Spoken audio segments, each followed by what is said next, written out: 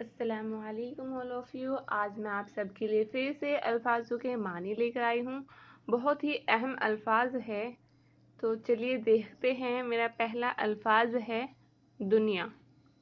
दुनिया को इंग्लिश में वर्ल्ड कहते हैं और हिंदी में विश्व। मुल्क, कंट्री, देश। गैर मुल्की, फॉरेन, विदेश।